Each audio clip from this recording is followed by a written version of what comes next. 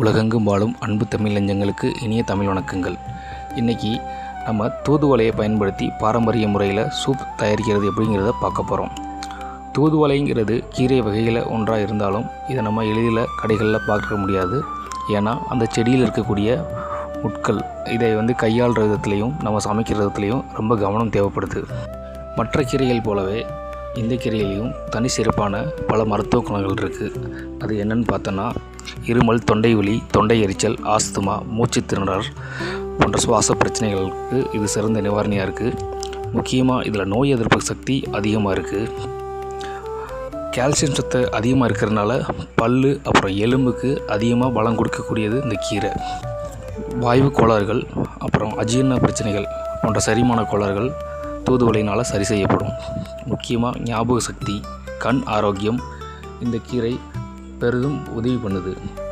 முக்கியமாக குறிப்பாக சொல்ல போனோன்னா உடலோட உஷ்ணத்தை அதிகமாக குறைக்கும், சமநிலைக்கு கொண்டு வரும் இந்த கீரை. இப்போ நம்ம 1.5 லிட்டர் தண்ணீரை பயன்படுத்தி இந்த சூப் எப்படி தயாரிக்கிறதுங்கிறத பார்க்க போகிறோம்.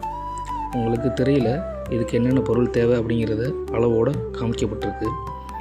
முக்கியமாக எப்போ எந்த சூப் தயாரித்தாலும் அதில் தண்ணி நல்லா கொதித்த பின்ன நம்ம மேலே காட்டப்பட்ட பொருளை எல்லாத்தையும் நீங்கள் போடலாம்.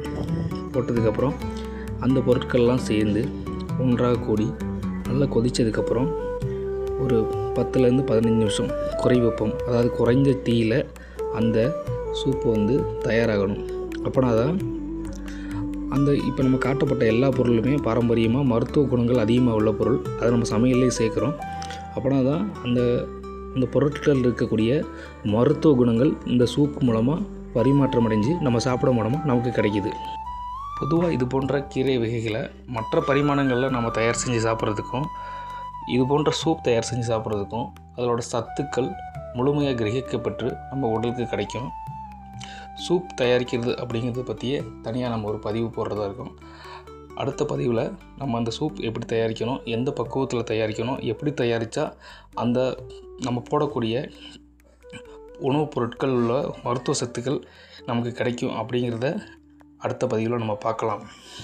அதுவரை உங்களிடமிருந்து விடைபெறுகிறேன். நன்றி, வணக்கம்.